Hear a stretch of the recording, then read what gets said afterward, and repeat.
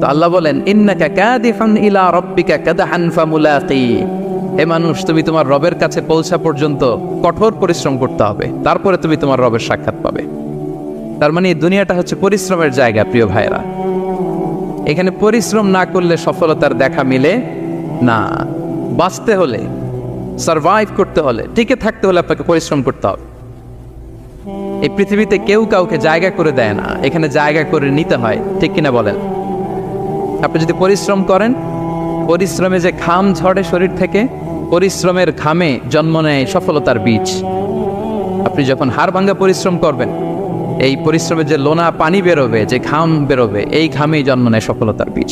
এবং সফলতার কোনো শর্টকাট হয় না প্রিয় ভাইরা। অনেকে অল্পতে সফল হতে চায়, শর্টকাট খুঁজে, আসে না নাই? না, সফলতার জন্য আপনাকে লং কাটে যেতে হবে। ওখানে কোনো লিফট থাকে না, সিঁড়ি বেয়ে উঠতে হয়।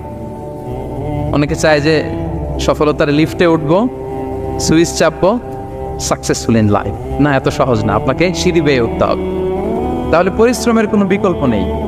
এই দুনিয়াটা হচ্ছে পরিশ্রমের জায়গা, সংগ্রামের জায়গা। আপনি সফল হতে হলে আপনাকে পরিশ্রম করতে হবে, করতেই হবে। আর পরিশ্রমে কোনো লজ্জা নেই। আমি বিভিন্ন আমার আলোচনায় বলি, কাজে লজ্জা নেই। কিসে লজ্জা নেই? আওয়াজ করে বলুন সবাই।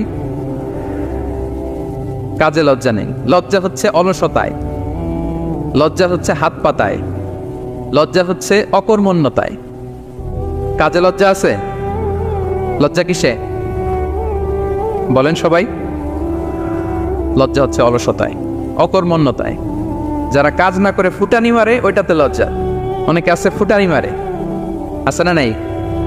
কাজ করে না, সব ফুটানি, এই ফুটানিতে লজ্জা। কিন্তু পরিশ্রমে কোনো লজ্জা নেই। এজন্য আল্লাহ তাআলা বললেন, ইয়া আইয়ুহাল ইনসান ইন্নাকা কাদিহুন ইলা রাব্বিকা কাদহান ফামুলাকি, হে মানুষ তোমার রবের কাছে পৌঁছা পর্যন্ত তোমাকে পরিশ্রম করতে হবে। হাড় ভাঙা পরিশ্রম করে আমার কাছে আসতে হবে, তবেই সফলতা মিলবে। অন্য আয়াতে আল্লাহ তাআলা বলছেন, লাকাদ খালাকনাল ইনসানা ফি কাবাদ, নিশ্চয়ই মানুষকে আমি কষ্ট এবং পরিশ্রম নির্ভর করে তৈরি করেছি। এই পৃথিবীতে টিকে থাকতে হলে তাকে পরিশ্রম করতে হয়, কষ্ট করতে হয়। এবং দুনিয়ার এই সাইকেলটা যদি দেখেন, দিন এবং রাতের যে সাইকেল, রাতকে আল্লাহ বানিয়েছেন ঘুমের জন্য, রেস্ট নেওয়ার জন্য, বিশ্রামের জন্য, আর দিনকে আল্লাহ বানিয়েছেন কর্মচঞ্চল করে, কাজের জন্য। দিনের মধ্যে কর্মস্পৃহা আছে। আল্লাহ তাআলা সূরা নাবাতে বলছেন, ওয়াজআলনান নাহারা মাআশা, আমি দিনকে বানিয়েছি কর্মচঞ্চল। দিনে আপনি কাজ করবেন, হাড় ভাঙা পরিশ্রম করবেন, তবেই সফলতা ধরা দিবে, ঠিক কিনা বলেন? তাহলে প্রথমে আমরা জানলাম এই পৃথিবীতে পরিশ্রম করতেই হবে, পরিশ্রমের কোনো বিকল্প নেই। সফল হতে চাইলে কি করতে হবে? আওয়াজ করে বলবেন, কি করতে হবে?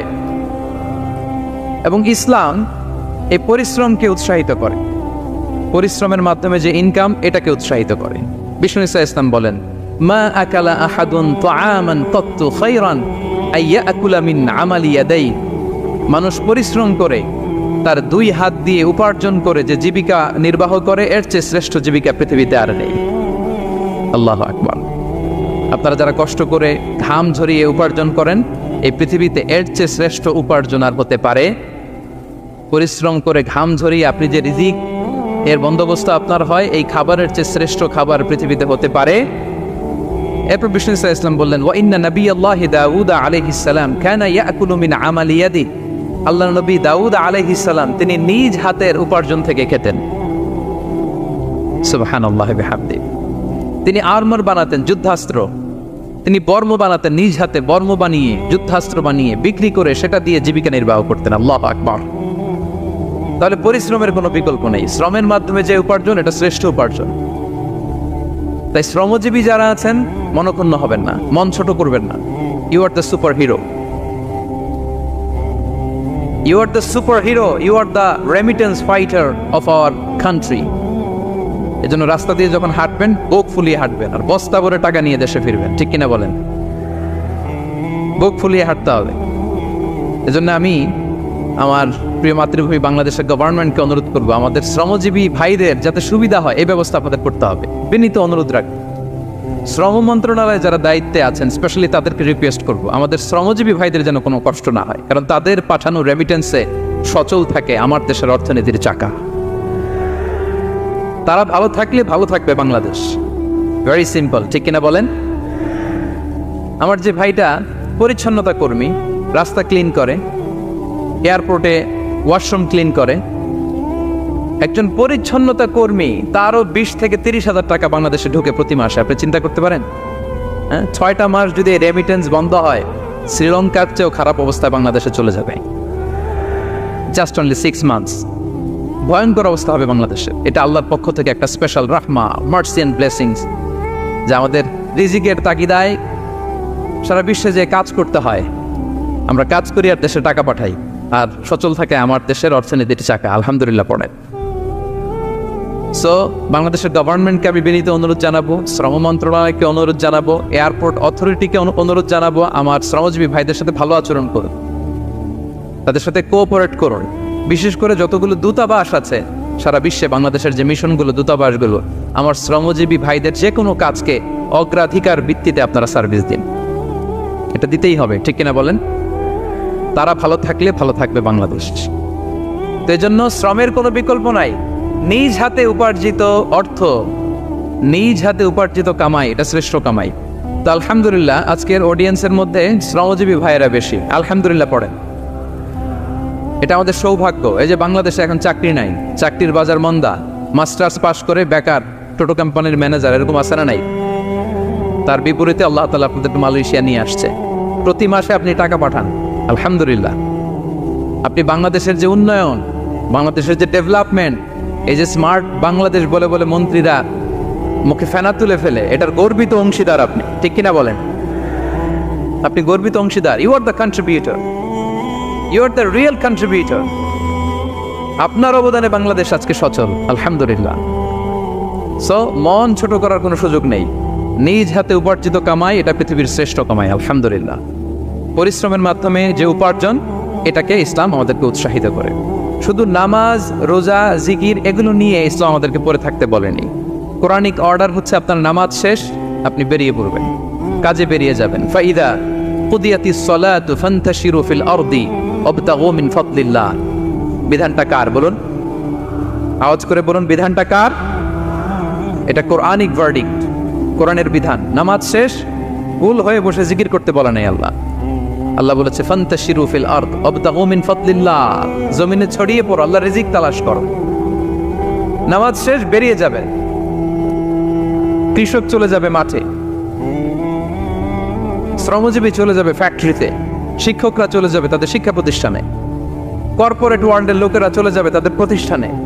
ডেভেলপমেন্ট করতে হবে, সিভিলাইজেশন করতে হবে। নামাজের পরে গোল হয়ে বসে থাকা চলবে না। কি ব্যালেন্স দেখেছেন ইসলাম? আজান হয়েছে তো মসজিদে আসো, নামাজ শেষ বেরিয়ে পড়ো, আলহামদুলিল্লাহ। কি ভারসাম্যপূর্ণ ইসলাম। ফাইদা কুদিয়াতিস সালাতু ফান্তাশিরু ফিল আরদ, যখন সালাত শেষ জমিনে ছড়িয়ে পড়ো, আল্লাহ রিজিক অন্বেষণ করো। তাহলে শুধু নামাজ রোজার মধ্যে ইসলাম নয়, আপনাকে কর্মঠ হইতে হবে, পরিশ্রম করতে হবে, হাড় ভাঙা পরিশ্রম। বিশ্বনবী সাল্লাল্লাহু আলাইহি ওয়াসাল্লাম অত্যন্ত পরিশ্রমী ছিলেন। He started his first career as a shepherd. সুবহানাল্লাহ। ওনার প্রথম ক্যারিয়ার উনি রাখাল হিসেবে শুরু করেছেন। রাখালরা যে কাজ করে, অর্থাৎ মরুভূমিতে ভেড়া, মহিষ, ভেড়া, ছাগল, তারপর বকরি, দুম্বা, এই চরানোর কাজগুলো দিয়ে বিষ্ণু সাল্লাল্লাহু আলাইহি ওয়াসাল্লাম তার ক্যারিয়ার শুরু করেছেন এজ এ শেফার্ড।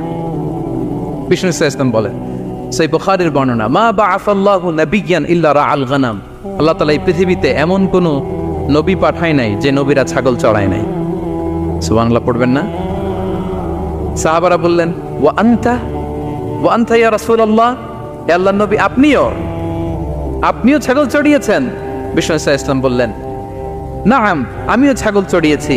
ওয়া কুনতু আরআহা আলা কারারিত লি আহলি মক্কা, আমি অল্প কিছু মজুরির বিনিময়ে, অল্প কিছু টাকার বিনিময়ে, সামান্য কিছু পারিশ্রমিকের বিনিময়ে মক্কার লোকদের ছাগল চড়িয়ে দিতাম। সুবহানাল্লাহ পড়েন। ছাগল হচ্ছে খুব টেরা প্রাণী, ডানে টানলে বায়ে যায়, বায়ে টানলে ডানে যায়। তাদেরকে একসাথে করা এজ এ শেফার্ড, এটা মরুভূমিতে খুব কষ্টের কাজ। আল্লাহ তাআলা প্রত্যেক নবীকে দিয়ে ছাগল চড়িয়েছেন, যাতে করে কিছুদিন পরে নবীরা মানুষ চড়াতে পারে। সুবহানাল্লাহ। আল্লাহ বুঝাতে চাইলেন, এখন ছাগল চড়াও, এদের উপর যদি কন্ট্রোল নিতে পারো তাহলে মানব জাতির উপর কন্ট্রোল নিতে পারবো। আল্লাহু আকবার। এজন্য প্রত্যেকটা নবীকে দিয়ে, সহিহ বুখারীর বর্ণনা, মা বাআসাল্লাহু নাবিয়্যান ইল্লা রাআল গানাম, আল্লাহ পৃথিবীতে এমন কোন নবী পাঠায় নাই যেই নবীকে দিয়ে আল্লাহ ছাগল চড়ায় নাই। তো বিষ্ণু ইসলাম ছাগল চড়িয়েছেন, অত্যন্ত সুঠাম দেহে ছিলেন, কর্মঠ ছিলেন। তার মানে বিষ্ণু ইসলামও পরিশ্রম করে উপার্জন করেছেন, ঠিক কিনা? ছাগল চড়াতেন, তার বিনিময়ে সামান্য কিছু পারিশ্রমিক নিতেন, মজুরি নিতেন, এতে লজ্জা নাই। এজন্য এই কথা দিয়ে শুরু করেছে যে কাজে লজ্জা নেই। এই তো বিষ্ণু ইসলামের ক্যারিয়ার গেল। আমরা যদি সাহাবাদের জীবনী দেখি, ওনারাও পরিশ্রমী ছিলেন। কেউ খেজুর বাগানে কাজ করতেন, কেউ কৃষি কাজ করতেন, কেউ বাজারে ব্যবসা করতেন, কেউ বসে থাকেন নাই। হাড় ভাঙা পরিশ্রম করেছেন প্রত্যেকটা সাহাবা। তারা আমাদের মডেল, তারা আমাদের সুপার হিরো, তারা আমাদের আইকন, ঠিক কিনা? নবীরা আমাদের মডেল, সাহাবারা আমাদের মডেল। বিষ্ণু ইসলামও কর্মঠ ছিলেন, ওনার সাহাবারা অত্যন্ত কর্মঠ ছিল। কেউ বসে থাকতেন না, পরিশ্রম করতেন, হাড় ভাঙা পরিশ্রম করতেন, উপার্জন করতেন। তারা আমাদের জন্য প্রেরণার বাতিঘর। অনেক সাহাবাদের বায়োগ্রাফি থেকে আপনাদেরকে ঘটনা শেয়ার করা যাবে। আমি একজন সাহাবার জীবনী শোনাবো আপনাদেরকে। আব্দুর রহমান ইবনে আউফ রাদিয়াল্লাহু তাআলা আনহু। 10 জন জান্নাতের দুনিয়াতে বসে যে 10 জন সাহাবা জান্নাতের সুসংবাদ পেয়েছেন, তাদের মধ্যে একজন, আলহামদুলিল্লাহ বলেন। আব্দুর রহমান ইবনে আউফ রাদিয়াল্লাহু তাআলা আনহু প্রথম 8 জন মক্কায় যারা কালিমা পড়ে মুসলমান হয়েছে তাদের একজন।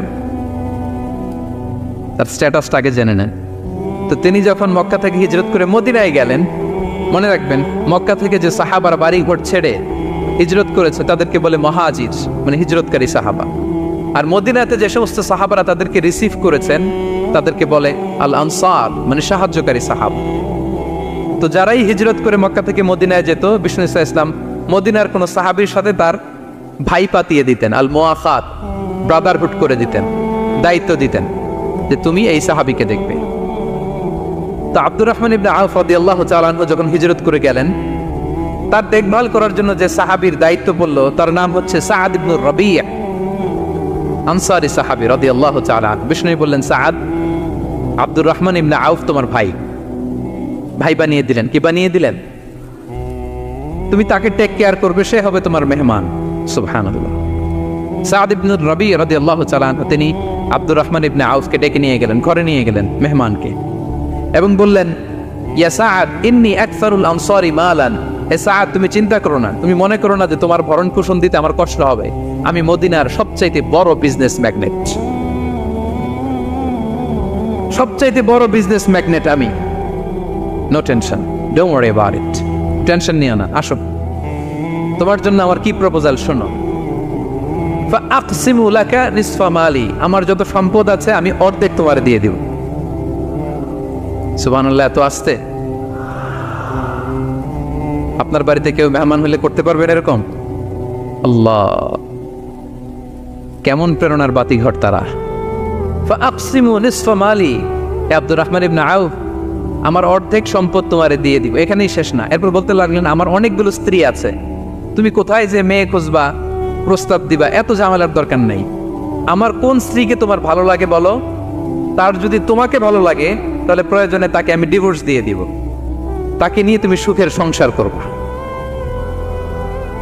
আল্লাহু আকবার, আল্লাহু আকবার। অর্ধেক সম্পদ দিয়ে দিব, আমার একাধিক স্ত্রী আছে, কাউকে যদি তোমার পছন্দ হয় এবং সেও যদি তোমাকে পছন্দ করে, প্রয়োজনে তাকে ডিভোর্স দিব। New life, new career, just go on. আমরা এই সুযোগ পেলে কি করতাম? সাথে সাথে অর্ধেক সম্পদ নিয়ে নিতাম, ঠিক কিনা? আব্দুর রহমান ইবনে আউফ প্রেরণার বাতিঘর। উনি কি করলেন? উনি বললেন, লা হাজাতা লি ফি যালিক। আমার ভাই, তুমি যে বলছো এ সাআদ ইবনে রাবি, তুমি যে এত চমৎকার প্রপোজাল দিয়েছো, এতেই আমি খুশি। তোমার কোনো কিছুর আমার দরকার নাই। বারাকাল্লাহু লাকা ফি আহলিকা ওয়া মালিক, আল্লাহ তোমার সম্পদেও বরকত দেখ, আল্লাহ তোমার পরিবারেও বরকত দেখ। তবে একটা কষ্ট করতে হবে, সেটা কি? আব্দুর রহমান ইবনে আউফ বললেন, দুল্লানি ইলা সুক, just show me the way to market. মদিনার বাজারটা কোথায় এটা একটু দেখায় দাও। আমি নতুন মানুষ, পথঘাট চিনি না। দুল্লানি ইলা সুক, just show me the way to market of Madina. মদিনার বাজারটা কোন রাস্তায় একটু দেখায় দাও। আল্লাহু আকবার। সাআদ ইবনে রাবি বললেন, এই তো মদিনার বাজার। উনি যে কিছু ঘি কিনলেন, পনির কিনলেন, কিনে বিক্রি করলেন, প্রফিট করলেন। ওই প্রফিট দিয়ে আরো বেশি করে কিনলেন, আবার বিক্রি করলেন, প্রফিট, আবার বিক্রি করলেন, প্রফিট। এই কেনা বেচা করতে করতে 1-2 মাসের মধ্যে উনি মদিনার one of the biggest business magnate হয়ে গেলেন।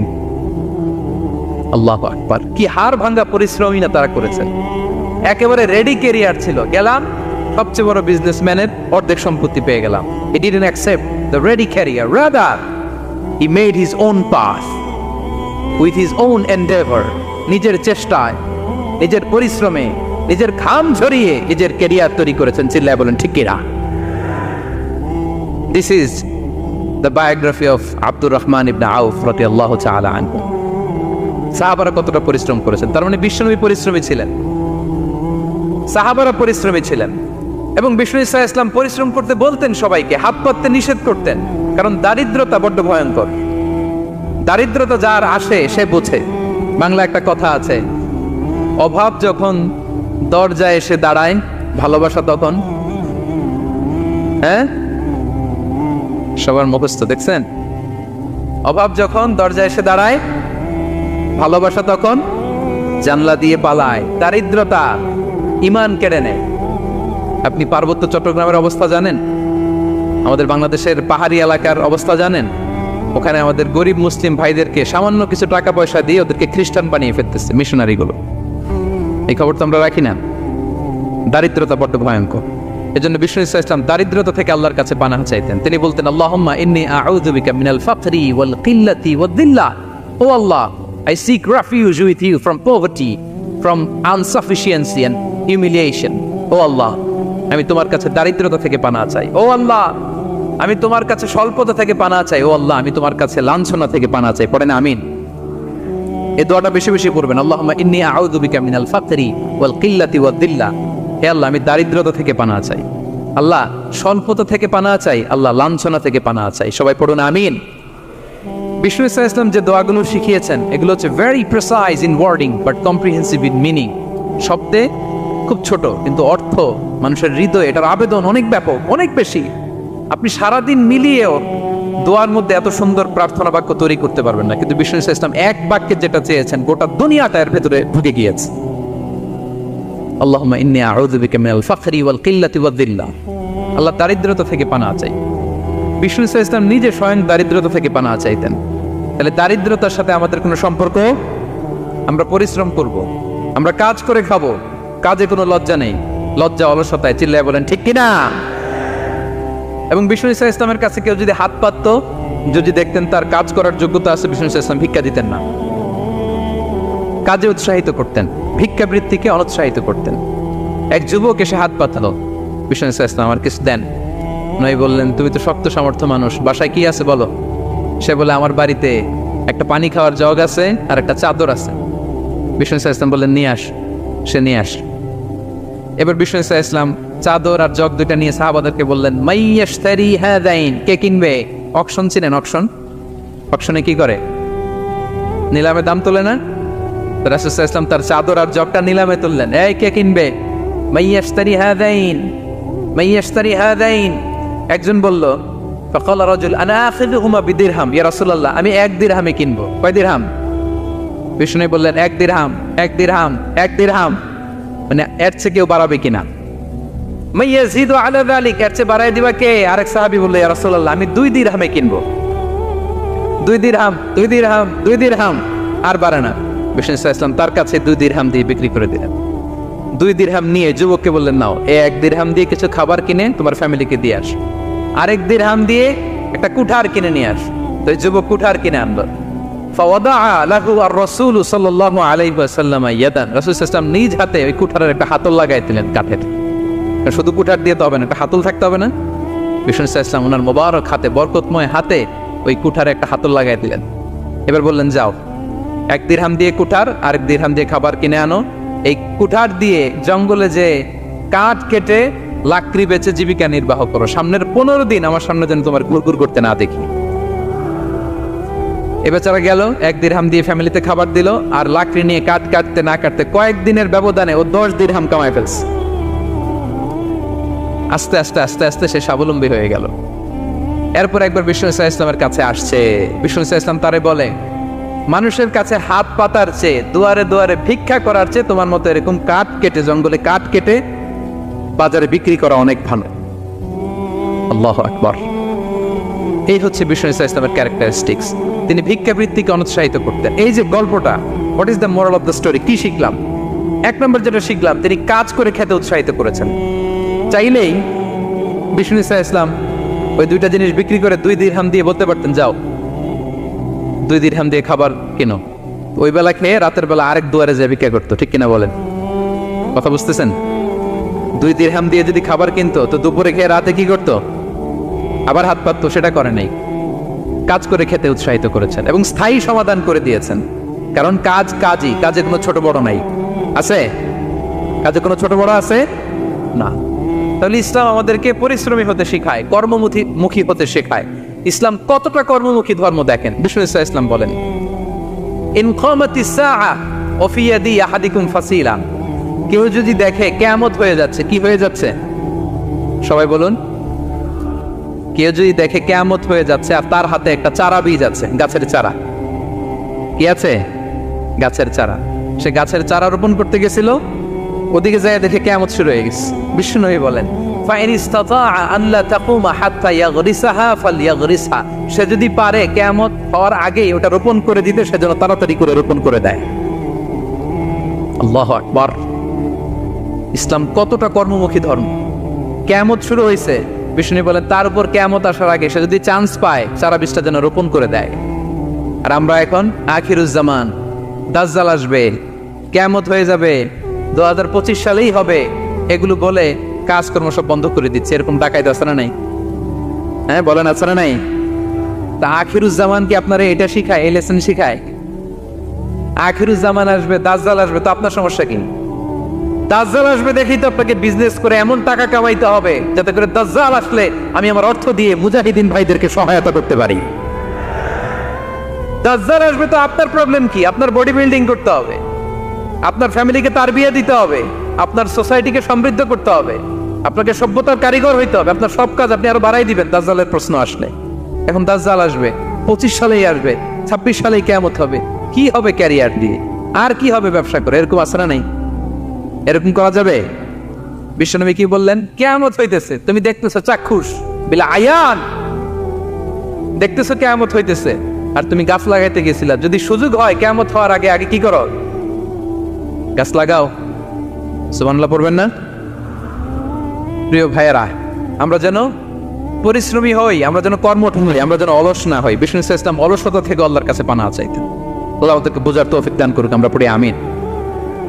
আল্লাহ নবী সাল্লাল্লাহু আলাইহি ওয়াসাল্লাম শুধু পরিশ্রম করতে বলেছেন এমন নয়, তিনি পরিশ্রমীদেরকে পছন্দ করতেন। এক সাহাবীর সাথে তিনি মুসাফা করলেন, দেখলেন হাতটা বড্ড খসখসে। তিনি শ্রমজীবী সাহাবী।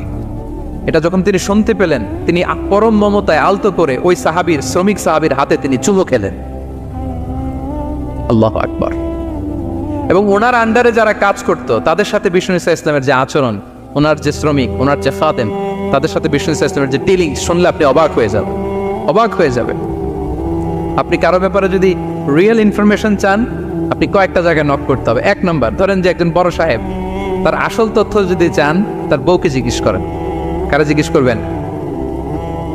ওয়াইফকে জিজ্ঞেস করবেন, স্ত্রীকে, আসল তথ্য পাবেন। 2 নম্বর, তার বাড়ির দারোয়ানকে জিজ্ঞেস করবেন। কাকে? 3 নম্বর, তার ঘরের কাজের বুয়া, সব জানে উনি, ওই কাজের বুয়া থেকে রিপোর্ট নেবেন, ঘরে যে কাজ করে। 4 নম্বর, তার ড্রাইভার, দারোয়ান, কাজের বুয়া, ওয়াইফ, এদের কাছ থেকে যদি আপনি জিজ্ঞেস করেন, ফলের বিড়াল বেরিয়ে আসবে। ঠিক কিনা বলেন? তা আসেন বিষ্ণু ইসলামের যে খাদেম, কর্মচারী, তারা একটু জিজ্ঞেস করে বিষ্ণু ইসলামের আচরণ কেমন ছিল। বিষ্ণু ইসলামের খাদেমের নাম হচ্ছে আনাস রাদিয়াল্লাহু আনহু। আলহামদুলিল্লাহ, খাদিম রাসূলুল্লাহ, বিষ্ণু ইসলামের খাদেম। আসেন ওনাকে জিজ্ঞেস করি যে বিষ্ণু ইসলামের আচরণ কেমন ছিল। আনাস রাদিয়াল্লাহু তাআলা আনহু বলেন, খাদিমতুন নবিয়্যা 10 সিনিন, আমি বিষ্ণু ইসলামের 10 বছর খেদমত করেছি। 1-2 বছর না, 10 বছর বিষ্ণু ইসলামের খেদমতে আমি নিয়োজিত ছিলাম। ফামা ক্বালা লি লিমা সানা'তা ওয়ালা লিমা লা সানা'তা, 10 বছরের মধ্যে একদিনও কখনো বলে না, এ আনাস এটা কেন করলা, এই আনাস এমনটা কেন হলো, এটা কেন করলা না, একদিনের জন্য বলে নাই। কেন এটা করছো, কেন এটা করো নাই, এরকম কোনো প্রশ্ন আমাকে কোনোদিন করে নাই। সুবহানাল্লাহ। আনাস রাদিয়াল্লাহু তাআলা কি ভুল করেন নাই? করছেন। ছোট মানুষ তো, একেবারে ছোট বাচ্চা ছিলেন।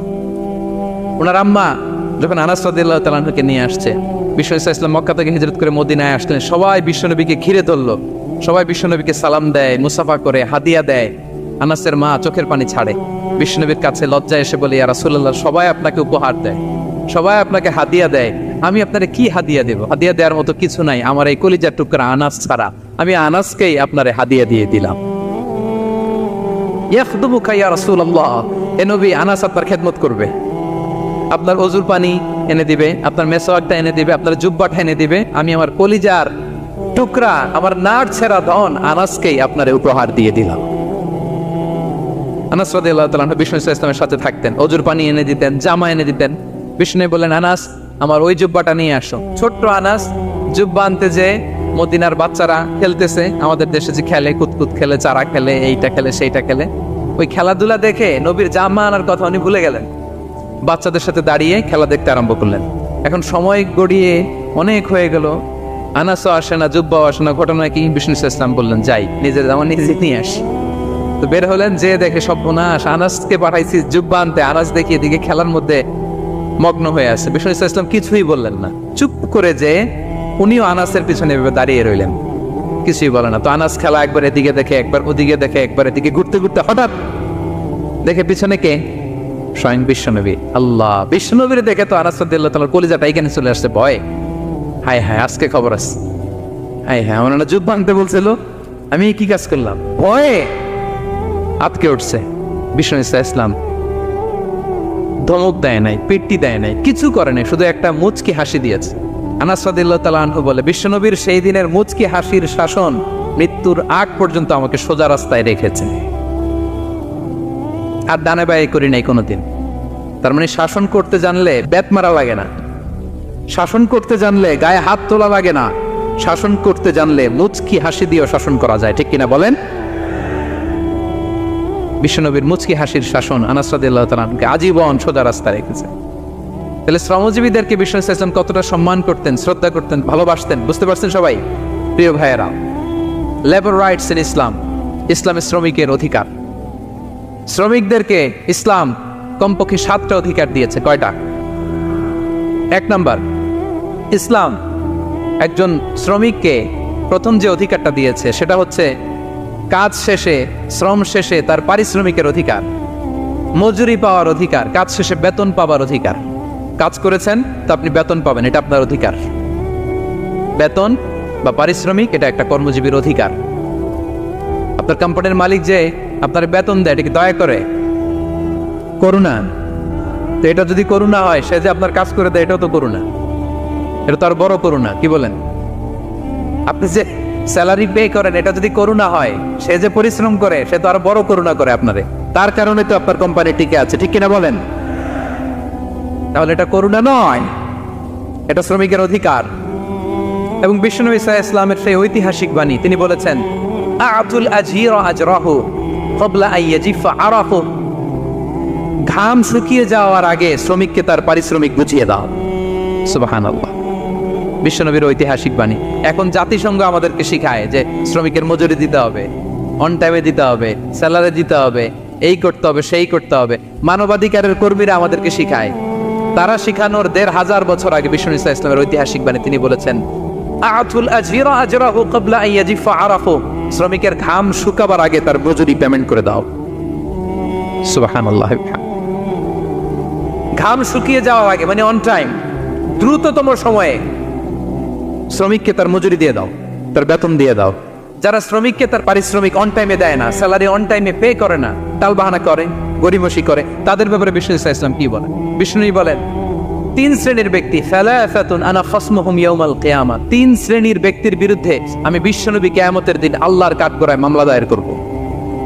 আমি বিশ্বনবী 3 শ্রেণীর ব্যক্তির বিরুদ্ধে আমি বিশ্বনবী আল্লাহর সুপ্রিম কোর্টের কাঠগড়ায় মামলা দায়ের করব। এর মধ্যে 1 শ্রেণীর ব্যক্তি হচ্ছে রাজুলুন ইস্তাআজারা আজিরান ফাস্তাওফা মিনহু ওয়া লাম ইউতিহি আজরা, কোন ব্যক্তি যে শ্রমিক নিয়োগ দেওয়ার পরে তার কাছ থেকে কাজ বুঝিয়ে নিয়েছে কিন্তু তাকে তার প্রাপ্য বুঝিয়ে দেয়নি। এরকম ডাকাত আমাদের সমাজে আছে না নাই?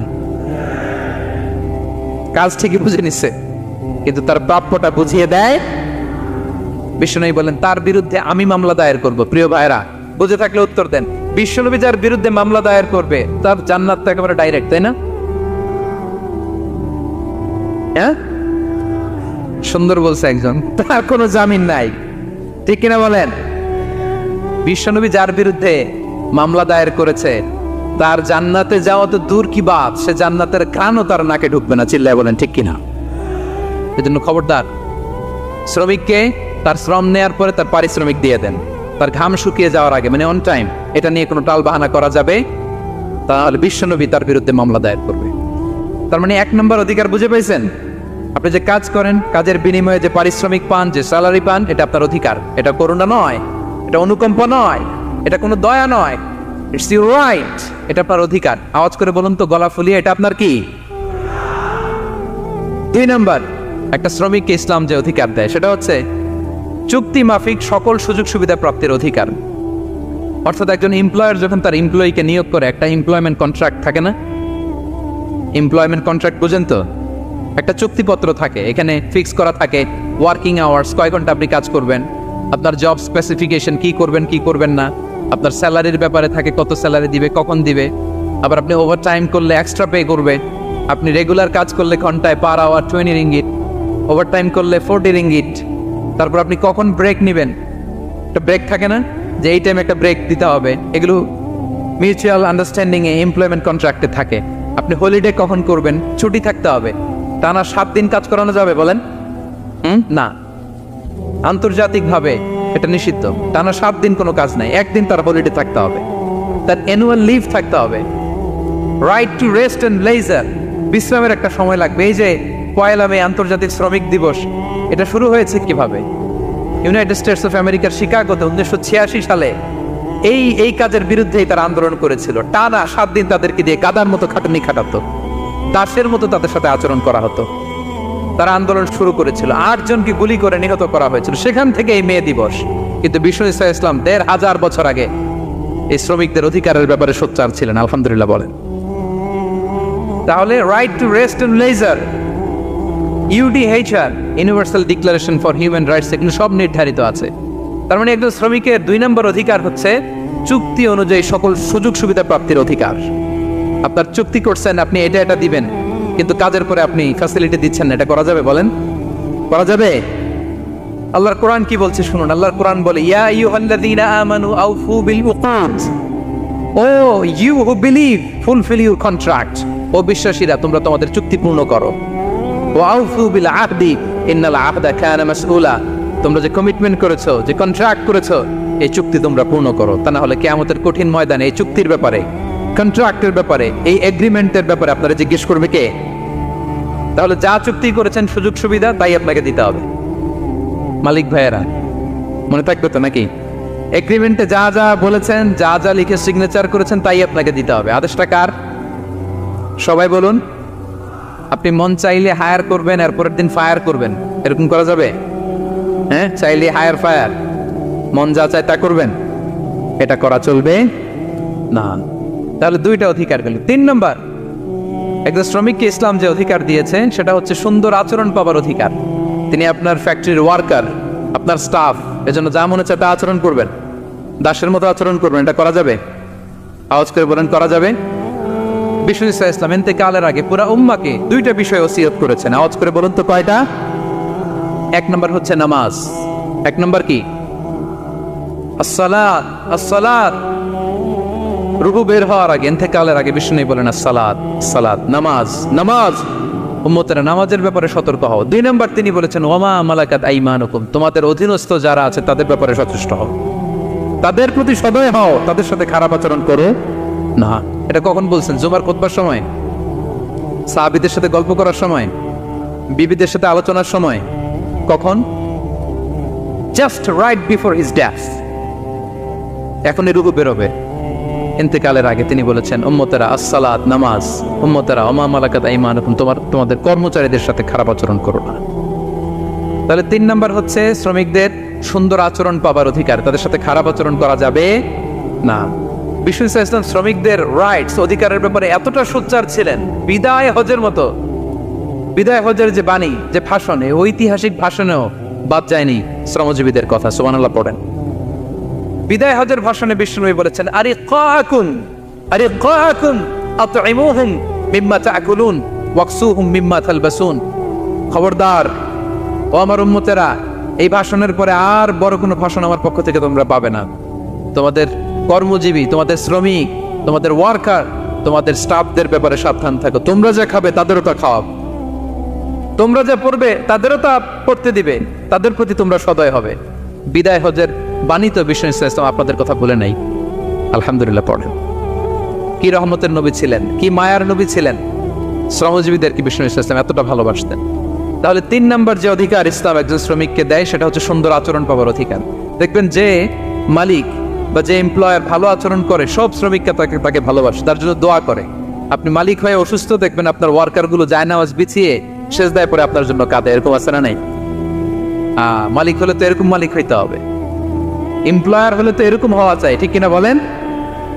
তাহলে আমরা শ্রমজীবীদের সাথে ভালো আচরণ করব, পারা যাবে তো ইনশাআল্লাহ? ইনশাআল্লাহ। 4 নাম্বার, কর্মক্ষেত্রে নিরাপত্তার অধিকার। শ্রমজীবী ভাইদের যে ওয়ার্ক প্লেস আছে সেখানে তাদের নিরাপত্তা থাকতে হবে, সেফটি মেজারমেন্ট থাকতে হবে। অনেক জায়গায় দেখি আয়রন ফ্যাক্টরিগুলোতে যারা কাজ করে, আল্লাহু আকবার, আপনারা ভিডিও ক্লিপসে দেখবেন যে কি ভয়ঙ্কর সেখানকার অবস্থা। ডিহাইড্রেশনে এক একজন অসুস্থ হয়ে যায়, সেখানে তাদের পর্যাপ্ত পানির ব্যবস্থা নাই, এটা নাই সেটা নাই। এমন এমন ফ্যাক্টরিতে আমাদের অনেক ভাইরা কাজ করে, কেমিক্যাল ফ্যাক্টরি, মাস্কও নাই। এরকম ডাকাইতে আছে না নাই? কেমিক্যাল ফ্যাক্টরিতে যারা কাজ করবে এদেরকে মাস্ক দিতে হবে, এদেরকে হ্যান্ড গ্লাভস দিতে হবে।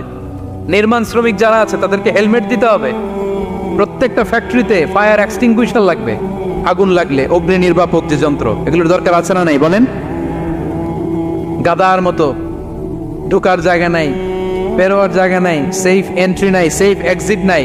হাজার হাজার মানুষ কাজ করে, আগুন লাগলে সব পুড়ে ছাই। এরকম হয় না প্রিয় ভাইরা? বলেন, আওয়াজ করে বলেন, হয় না এরকম? অহরহ আমরা দেখি বাংলাদেশে অগ্নি নির্বাপক যন্ত্র নাই, না, এটা করা যাবে না।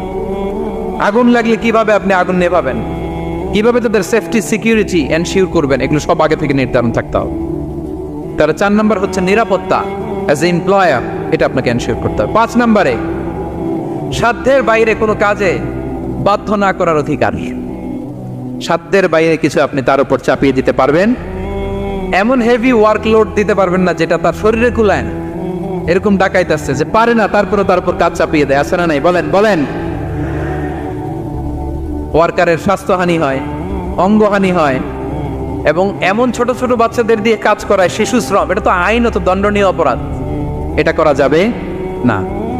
এগ্রিমেন্টে, চুক্তিতে আপনি যা করাবেন, যেভাবে করাবেন, যা চান সার্ভিস, ওইটাই করাইতে হবে। এবং আল্লাহর বিধান এটা, লা ইউকাল্লিফুল্লাহু নাফসান ইল্লা উসআহা। আল্লাহ সাধ্যের বাইরে বান্দার উপরও কোনো কিছু চাপিয়ে দেয় না। এটা samely applicable to the worker. Bishnu Islam বলেন, ওয়ালা ইউকাল্লাফু মিনাল আমালি ইল্লা মা ইউতিক। সাধ্যের বাইরে কোনো ওয়ার্কারকে অতিরিক্ত কোনো কাজ চাপিয়ে দেয়া যাবে না। ফাইন কাল্লাফাহু, যদি তাকে সাধ্যের বাইরে কোনো কাজ চাপিয়ে দিতে হয়, মা ইয়াগলিবুহু, যেটা তার জন্য কষ্ট হয়ে যায়, ফাল ইউইনহু আলাই,